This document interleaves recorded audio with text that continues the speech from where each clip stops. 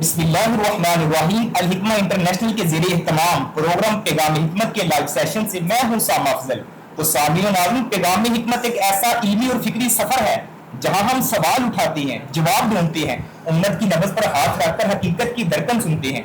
آج ہم بات کریں گے ایک انتہائی فکری پہلو پر، کیونکہ آج کا یہ پروگرام محض گفتگو نہیں بلکہ ایک درد کی صدا ہے، ایک کرب کی پکار ہے، ایک فریاد ہے ان مظلوم بہن بھائیوں کی جو سیلاب کی بے رحم لہروں کے سامنے بے بس ہو چکے ہیں، جن کے آشیانے بہہ گئے، جن کی کھیتیاں ڈوب گئی۔ ایک فریاد ہے ان مظلوم بہن بھائیوں کی جن کی کھیتیاں ڈوب گئی، جن کی محنت و مشقت کی کمائی چند لمحوں میں سیلاب کے ریلوں میں بہہ گئی۔ آج ہم بات کریں گے ان آنکھوں کی جو اپنے معصوم اور ننھے بچوں کو دیکھ کر اشک بار ہیں، ان ہاتھوں کی جو کل تک دینے والے تھے مگر آج سوالیہ نظروں سے ہماری طرف دیکھ رہے ہیں۔ یہ وقت خبر لینے کا نہیں بلکہ جگر دکھانے کا ہے، ایمان کے تقاضے نبھانے کا ہے، اور یہ وقت ہمیں یاد دلانے کا ہے کہ مسلمان جسد واحد کی مانند ہے، جس کے ایک حصے کو اذیت پہنچے تو پورا جسم بے چین ہو جاتا ہے۔ اسی حوالے سے گفتگو کرنے کے لیے ہمارے ساتھ ایک ایسی علمی اور فکری شخصیت موجود ہے جن کی نظر تدبیر و بصیرت سے معمور ہے اور دل خدمت خلق کے جذبات سے لبریز ہے، جو یونیورسٹی آف لاہور کے پروفیسر ہیں اور الحکمہ انٹرنیشنل کے مینیجنگ ڈائریکٹر ہیں۔ میری مراد پروفیسر حافظ کوثر زمان حافظہ اللہ تعالی۔ السلام علیکم ورحمۃ اللہ وبرکاتہ۔ سب سے پہلے تو شیخ محترم میں آپ کا انتہائی مشکور ہوں، آپ نے ہمیں اپنا قیمتی وقت جو ہے وہ دان کیا ہے۔ تو میرا آپ سے سب سے پہلا سوال یہ ہے کہ پاکستان میں حالیہ سیلاب سے لاکھوں لوگ جو ہے متاثر ہوئے ہیں، تو بحیثیت مسلمان ہمیں ان حالات میں اپنے بھائیوں کے ساتھ کیا طرز عمل بنانا چاہیے؟ السلام علیکم ورحمۃ اللہ وبرکاتہ۔ ان الحمد للہ نحمده ونصلی علی رسوله الکریم، اما بعد، فقال اللہ تبارک وتعالی فی کلامہ المحکم ویؤثرون علی انفسهم لو کان بهم خصاصہ۔ قال النبی صلی اللہ علیہ وسلم اللہ فی عون العبد ما کان العبد فی عون اخیہ۔ آج کی اس پوڈ کاسٹ کا جو آپ نے موضوع رکھا ہے وہ انتہائی خوبصورت ہے اور محل ہے۔ اللہ تعالیٰ آپ کو جزائے خیر عطا فرمائے، کیونکہ جو پاکستان کی موجودہ صورتحال ہے اس سے لوگوں کو اویئرنیس دینا انتہائی ضروری تھا۔ آپ جانتے ہیں کہ اس وقت پاکستان سیلاب کی لپیٹ میں ہے، خصوصاً کے پی کے صوبہ سرحد اور اس کے بہت سارے علاقے، خاص طور پر بنور ہے، سوات کا علاقہ ہے، جہاں سب کچھ تباہ و برباد ہو گیا ہے۔ ان کے مال مواشی پانی کے نظر ہو گئے ہیں، بال بچے خاندان کے خاندان ڈوب چکے ہیں، سیلاب میں بہہ چکے ہیں۔ وہ لوگ جو بڑی پرسکون اور خوشحالی سے زندگی بسر کر رہے تھے آج وہ سڑکوں پہ آئے ہوئے ہیں اور ان کا کوئی پریشان حال نہیں ہے۔ تو ہم دیکھتے ہیں کہ اس صورتحال میں ایک طرف صوبہ سرحد کے یہ مسائل ہیں اور دوسری طرف پاکستان کا جو صوبہ پنجاب ہے اور بہت سارے اس کے علاقے بھی سیلاب سے متاثر ہو گئے۔ دریا راوی اور اس کے ساتھ دریا ستلج، اس کے گرد و نواح جتنے بھی علاقے ہیں وہ زیر آب آ چکے ہیں، وہاں کے مکین جو ہیں لامکان ہو چکے ہیں، بے سر و سامانی کا عالم ہے، پریشان ہے، انتہائی پریشانی کی زندگی، کھلے آسمان کے نیچے وہ اپنی زندگی بسر کرنے پر مجبور ہیں، اور اس وقت وہ اپنے مسلمان بھائیوں کی طرف دیکھ رہے ہیں کہ کون ہماری مدد کو پہنچتا ہے۔ چاہیے ہم رسول کائنات صلی اللہ علیہ وسلم کے فرامین سے رہنمائی لیتے ہیں کہ ہم نے اپنے مسلمان بھائیوں کا کیسے مراوا کرنا ہے، ان کی مدد کیسے کرنا ہے۔ اللہ فی عون العبد ما کان العبد فی عون اخیہ۔ جب تک بندہ اپنے مسلمان بھائی کی مدد میں ہوتا ہے، اللہ تعالیٰ اس وقت تک اس بندے کی مدد نہیں کرتا۔ اللہ اکبر۔ آپ علیہ السلام کو یہ فرمان یاد رکھے، من یسر علی موسر یسر اللہ علیہ فی الدنیا والآخرہ۔ جو کسی تنگ دست کی مصیبت پریشانی کو دور کرتا ہے، اللہ رب العزت دنیا اور آخرت میں اس کی پریشانیاں دور کر دیتے ہیں۔ آپ علیہ السلام کا اور ایک عالیشان فرمان، من فرج عن مسلم کربۃ من کرب الدنیا فرج اللہ عنہ کربۃ من کرب یوم القیامہ۔ جس شخص سے اپنے مسلمان بھائی سے وہ جو بھی مجبور پریشان ہے، اس کی ایک مصیبت، دنیا کی مصیبتوں سے پریشانیوں سے ایک مصیبت کو دور کیا نا، تو اللہ تعالیٰ قیامت کی بے شمار مصیبتوں پریشانیوں میں سے ایک مصیبت جو بہت بڑی مصیبت ہوگی اللہ تعالیٰ قیامت کے دن اس بندے سے مصیبت کو دور کر دیں گے. یہ ہے نبی کائنات صلی اللہ علیہ وسلم کے فرامین جو ہمیں رہنمائی دیتے ہیں کہ آج اگر مسلمان، وہ چاہے کہ پی کے کا مسلمان ہے، پنجاب کا مسلمان ہے، کسی علاقے سے، کسی دیہات سے، کسی شہر سے تعلق رکھتا ہے، کیونکہ مسلمان جسد واحد کی طرح ہے. جب جسم میں کسی جگہ کوئی تکلیف پہنچتی ہے، اگر پاؤں میں کانٹا چبھتا ہے تو اس کا مطلب یہ نہیں ہے کہ وہ پاؤں ہی درد محسوس کرتا ہے، اس سے پورا جسم بے کل اور بے چین ہو جاتا ہے. ایسے ہی نبی علیہ السلام المؤمن بالمؤمن کالبنیان یشد بعضہ بعضا، مومن کے لیے ایک دیوار کی مانند ہے، جیسے ایک حصہ ایک دوسری اینٹ کو مضبوط تر کرتی جاتی ہے، ویسے مسلمان ہیں جیسے واحد کی طرح ہے. آج ان پر مصیبت پڑی ہے تو ہمیں چاہیے کہ ہم پورے جذبے کے ساتھ خدمت خلق کو مد نظر رکھتے ہوئے اپنے بھائیوں کی مدد کے لیے پہنچے. جی اس لیے وہ اقبال نے بھی کہا تھا قوت جس کو کہتے ہیں صبح کہتا ہے جو قابل میں تو ہندوستان کا ہر پیر جوان بےتاب ہو جائے. کیا خوب ہے شعر علامہ اقبال، بول اس حالات میں بڑا فٹ آتا ہے. قوت اس کو کہتے ہیں صبح کہتا ہے جو قابل میں تو ہندوستان کا ہر پیر جوان بےتاب ہو جائے. یوں تو سید بھی ہو، مرزا بھی ہو، افغان بھی ہو، تم سبھی کچھ ہو، بتاؤ کہ تم مسلمان بھی ہو. اصل مسلمان کا درد یہی ہے، یہ شعر فکر دے رہا ہے، بڑی فکر دے رہا ہے، بڑی اصل درد یہی ہے کہ جہاں بھی کوئی مصیبت ہوتا ہے، پریشان ہے، ہم سب کو اس کا درد محسوس کرنا چاہیے. تو شیخ محترم میرا آپ سے اگلا یہ سوال ہے کہ اس موقع پر نبی اسلام کا کوئی ایسا آپ واقعہ بیان کرنا چاہیں جہاں اپنے بھوکوں کو، مصیبت زدہ کو یا مسکینوں وغیرہ کو کے ساتھ ہمدردی کا جو ہے وہ جذبہ دکھایا ہو، خدمت کی ہو. نبی کائنات صلی اللہ علیہ وسلم کی بات کیا بات ہے، وما ارسلناک الا رحمۃ للعالمین، آپ تو پورے جہان، تمام جہانوں کے لیے رحمت بنا کر بھیجے گئے. آپ کا دل تمام لوگوں کے لیے تڑپتا تھا، دھڑکتا تھا، وہ دیکھ ہی نہیں سکتے تھے کہ ان کا کوئی ساتھی، ان کا صحابی یا کوئی بھی پریشان ان کے سامنے زندگی بسر کر آپ اس کی مدد نہ کریں. ایسا کیسے ہو سکتا ہے؟ ایسا ممکن نہیں ہے. نبی علیہ السلام سفر میں ایک بوڑھی عورت آپ علیہ السلام کا ہاتھ پکڑتے ہیں اور سیر پہ لے جاتی ہے، اور آپ جانتے ہیں کہ نبی کائنات صلی اللہ علیہ وسلم دو جہانوں کے سردار، سب سے دنیا کی مصروف ترین شخصیت، اس بڑھیا کے ساتھ چلے جاتے ہیں. دیر تک وہ بڑھیا اپنے پاس کھڑی رکھتی ہے اور اس کی بات سنتے ہیں، اس کی حاجت و ضرورت کو پورا کرتے ہیں. جب تک اس کی حاجت و ضرورت پوری نہیں ہوتی آپ وہاں سے نکلتے ہی نہیں ہے. ایسے نبی کائنات صلی اللہ علیہ وسلم کے پاس ایک بدو شخص آ جاتا ہے اور وہ اپنی ضرورت آپ صلی اللہ علیہ وسلم کے سامنے پیش کرتا ہے، حاجت رکھتا ہے، تو اللہ کے رسول صلی اللہ علیہ وسلم اس کو ایک بکریوں کا ریوڑ عطا کر دیتے ہیں. وہ خوشی خوشی سے جھولتا ہوا اپنے قبیلے اور خاندان میں پہنچتا ہے اور لوگوں میں اعلان کرتا ہے، لوگوں محمد صلی اللہ علیہ وسلم کا پر ایمان لے آؤ، لا الہ الا اللہ محمد رسول اللہ پر مسلمان ہو جاؤ. محمد صلی اللہ علیہ وسلم اتنا ادا کرتے ہیں کہ ان کو فخر کا ڈر ہی نہیں ہے. تو آپ صلی اللہ علیہ وسلم کی زندگی کے بے شمار واقعات ہیں. کون سے واقعات آپ سے تو شیخ محترم میرا آپ سے اگلا سوال یہ ہے کہ حضرت ابو بکر صدیق رضی اللہ تعالیٰ عنہ، حضرت عمر رضی اللہ تعالیٰ عنہ اور دیگر صحابہ کی لوگوں کی مدد کرنے کے کیا واقعات ہیں جنہیں آج کے دور کے لیے مثال بنایا جا سکتا ہے؟ پھل اپنے درخت پہ پہچانا جاتا ہے. نبی کائنات صلی اللہ علیہ وسلم کے تربیت یافتہ صحابہ کرام جنہوں نے اپنی آنکھوں سے نبی کائنات صلی اللہ علیہ وسلم کو دیکھا، وہ تو ایک مجسمہ اخلاق تھے، اخلاق کی مجسم صورت تھی. یہ سمجھے کہ قرآن ایک اوراق میں تھا اور دوسرا قرآن مدینہ کی گلیوں میں چلنے والا تھا. جب صحابہ کرام رضوان اللہ علیہم اجمعین نے نبی کائنات صلی اللہ علیہ وسلم کی صحبت اختیار کی ہو، یہ کیسے ہو سکتا ہے کہ وہ آپ کے اس وقت چھوڑ کے کوئی اور اس وقت اختیار کرے؟ ایسا ممکن نہیں ہے. جنگ تبوک لے لیجیے، جسے غزوہ تبوک کہتے ہیں، جیش الاسرا بھی کہتے ہیں، تنگی کا لشکر بھی کہتے ہیں. آپ علیہ السلام مصیبت کے لیے پریشانی کے اعلان کرتے ہیں. سیدنا ابو بکر صدیق رضی اللہ تعالیٰ عنہ اپنے گھر کا سارا مال آپ علیہ السلام کے سامنے ڈھیر کر دیتے ہیں، اور سیدنا عمر بن خطاب رضی اللہ تعالیٰ عنہ اپنے گھر کا آدھا مال اللہ کے رسول صلی اللہ علیہ وسلم کے قدموں میں لا کے ڈھیر کر دیتے ہیں. اور سیدنا عثمان بن عفان رضی اللہ تعالیٰ عنہ کی تو بات ہی کیا ہے، ایک ایک وقت میں 300 اونٹ بابا صاحب عثمان اللہ تعالیٰ میں قربان کرنے والے، 3,000 اشرفیہ دینے والے تھے.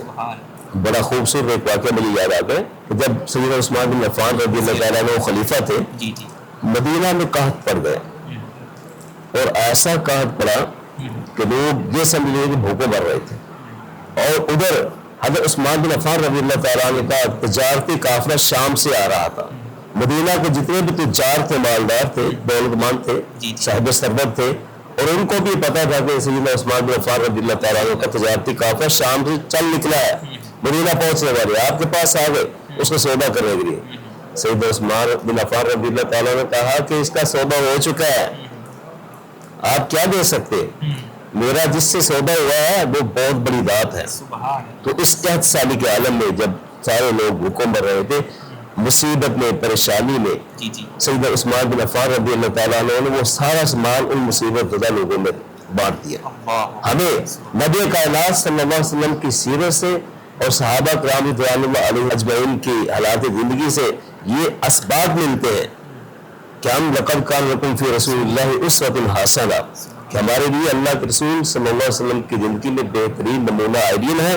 ہم آپ علیہ السلام کی زندگی کو فالو کرتے ہوئے، آپ کو آئیڈیل مانتے ہوئے اور صحابہ کرام رضوان اللہ علیہم اجمعین کی زندگی کا مطالعہ کرتے ہوئے آج جو پاکستان کی صورتحال ہے، اور پاکستان کے بہت سارے علاقے سیلاب سے متاثر ہو گئے اور لوگ گھروں سے بے گھر ہو چکے ہیں۔ اگر لاہور کی بات کریں، لاہور کا شاہدرہ کا علاقہ ہے، مولوال کا علاقہ ہے، تھیم پارک ہے، میں بھی کر کے آؤں الحمدللہ، تھیم پارک ہے، خاص طور پر پارک ویو کا علاقہ بہت سارا متاثر ہوا ہے۔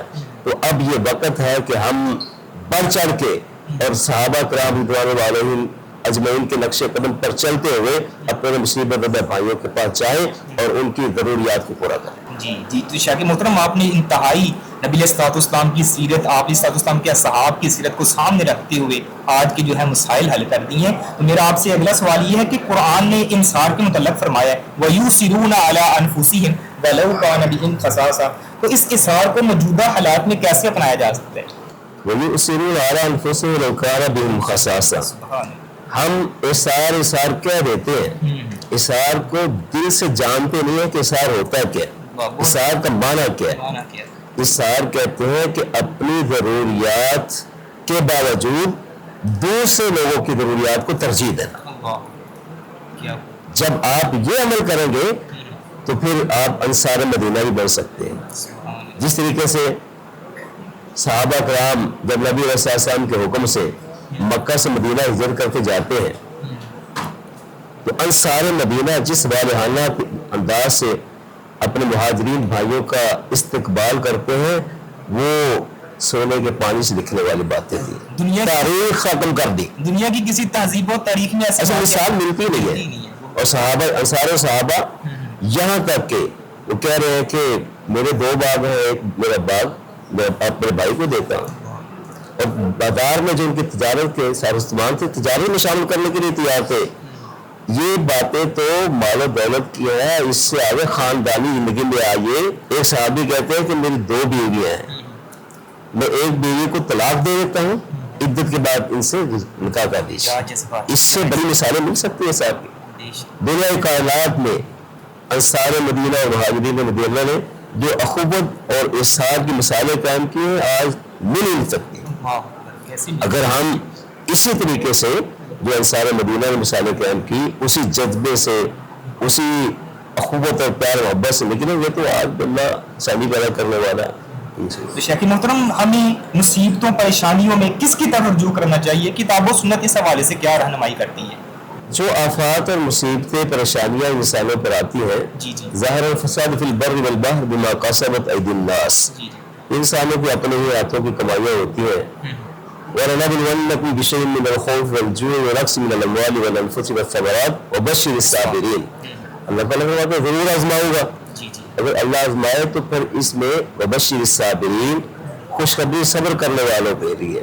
ہاں، اگر ایسی مصیبت اور پریشانیاں آ جائے تو ہمیں رجوع کس کی طرف کرنا چاہیے؟ قرآن و سنت واضح طور پر ہماری رہنمائی کرتا ہے۔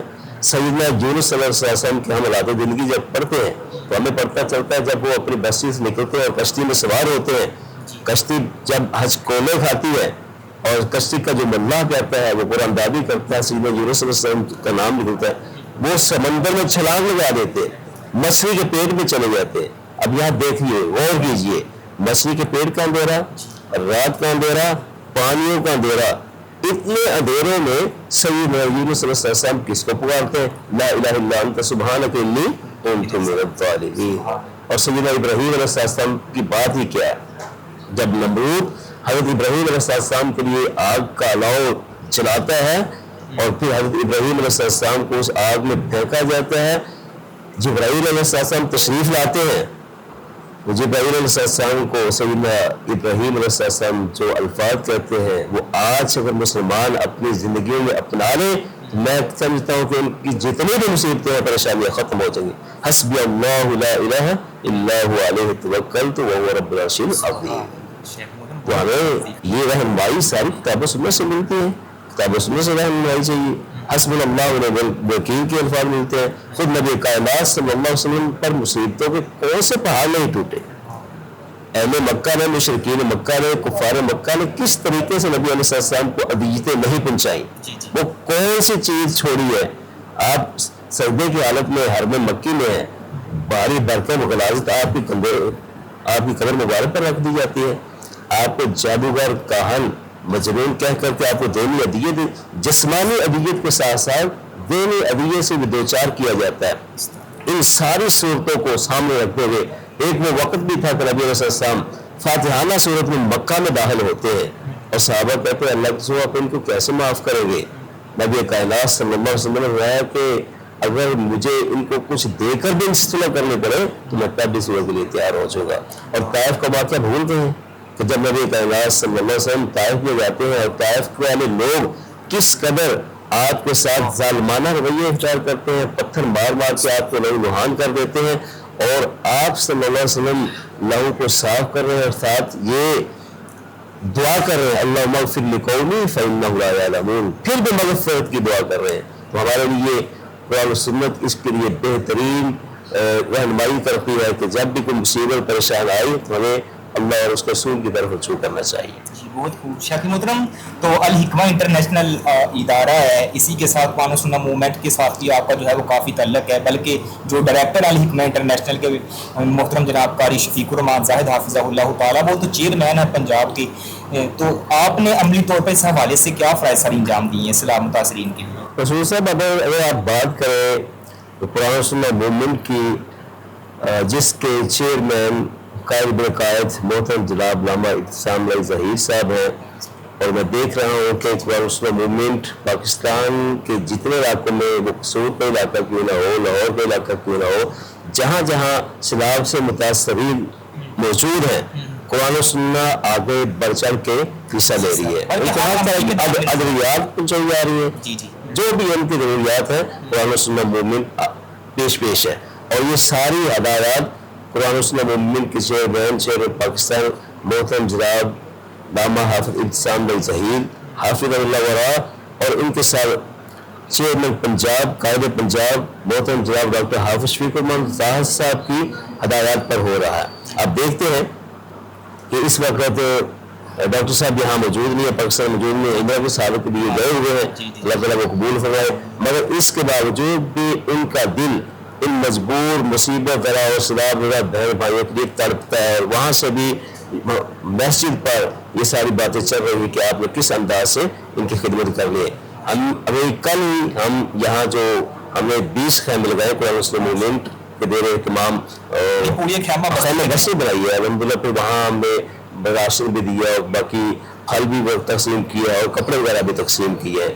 تو میں سمجھتا ہوں کہ یہ قائدین کی اخلاص اور پیار محبت ہے کہ اس حالات میں جب کہ پاکستان ایک مصیبت کی گھڑی میں، پریشانی کی گھڑی میں، وہ ان مصیبت پریشان جتنے لوگوں کے ساتھ ساتھ ہیں۔ تو ناظرین سامعین، اگر آپ بھی چاہتے ہیں کہ آپ اس عملی فرائض کا حصہ بنے تو ہمارے نمبر جو ہیں آپ کی اسکرین پر چڑھ رہے ہیں۔ تو شیخ محترم اس حوالے سے ہمیں آخر میں آپ کیا پیغام دینا چاہتے ہیں؟ رسول صاحب، پیغام جب ایسے حالات پیدا ہو جائے تو ہمیں رجوع اللہ کرنا چاہیے، رجوع القرآن کرنا چاہیے۔ قرآن پاک میں ہے وما کان اللہ لیعذبہم وانت فیہم وما کان اللہ معذبہم وہم یستغفرون۔ نبی کی موجودگی میں اللہ عذاب نہیں بھیجتا۔ اب نبی تو موجود نہیں ہے، ایک طریقہ ہے جس سے ہم عذاب کو ٹال سکتے ہیں وہ ہے استغفار. تو کثرت سے استغفار کرنا چاہیے، دعا کا اہتمام کرنا چاہیے، ذکر کا اہتمام کرنا چاہیے، اور دعاؤں میں اللہم لا تقتلنا بغضبک ولا تہلکنا بعذابک وعافنا قبل ذلک، اس دعا کا بھی اہتمام کرنا چاہیے. اور اس کے ساتھ ساتھ ہمیں اپنے مسلمان بھائیوں کے لیے جو وہاں مصیبت اور پریشانی کے عالم میں جو کھلے آسمان کے نیچے اب اپنی زندگی بسر کر رہے ہیں، ان کے لیے خیمہ بسے کا انتظام کرنا چاہیے، کھانے کا اہتمام کرنا چاہیے، ادویات کا اہتمام کرنا چاہیے، اور بچوں کی تعلیم کا اہتمام کرنا چاہیے، مساجد کا اہتمام کرنا چاہیے، اسکول کا اہتمام کرنا چاہیے.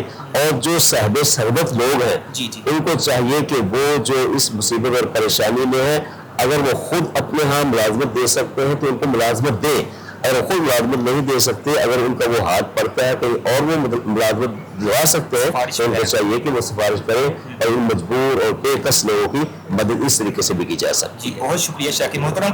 تو سامعین و ناظرین، شاکر محترم کی گفتگو نے ہمیں یہ درس دیا ہے، آئیں فکر کو بیدار کریں، صف بندی کریں، بے سہاروں کا سہارا بنیں، کیونکہ یہی وقت ہے ان کے ساتھ کھڑا ہونے کا، ان کی معاونت کا. اسی کے ساتھ آج کی ہماری نشست کا اختتام ہوا، لیکن پیغام حکمت کا سلسلہ جاری و ساری رہے گا. اس حکمت کے پیغام کو اپنی زندگی کا حصہ بنائیں اور دیکھتے رہیے الحکمہ انٹرنیشنل، زندگی شعور.